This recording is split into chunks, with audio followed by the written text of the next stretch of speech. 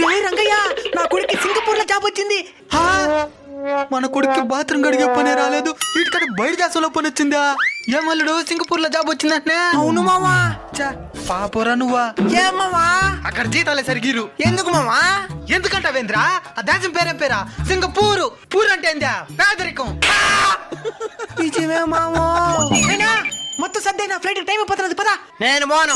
ఏమైనా సింగపూర్ అంటే పూర్ దేశం అంట కదా. అయినా నువ్వే సింగపూర్ దేశాన్ని రిచ్ గా మార్చాలా? ఇప్పుడే బయలుదేరుతాను నాయనా. సూపర్ గా ఉన్నది నాయనా సింగపూరా. నీ టికెట్లు బుక్ చేస్తాను, వచ్చాయి. ఇప్పుడే బయలుదేరుతున్నా. నెక్స్ట్ ఏం జరిగింది తెలుసుకోవాలనుకుంటున్నారా? అయితే మీరు తప్పకుండా ట్రాక్టర్ సుబ్బరాజ్ అనే షార్ట్ ఫిల్మ్ చూడాల్సింది. సింగపూర్ లో ఉన్న మన తెలుగు వాళ్ళు మన తెలుగులో మన కోసం తీసిన షార్ట్ ఫిల్మ్ ఇది. యూట్యూబ్ ఛానల్ పేరా దివ్య జ్యోతి ప్రొడక్షన్. వెంటనే సబ్స్క్రైబ్ చేసుకోండి. ఛానల్ లింక్ బయోలో ఉంది. నువ్వెప్పుడు వచ్చినావురా సింగపూర్ నుంచా?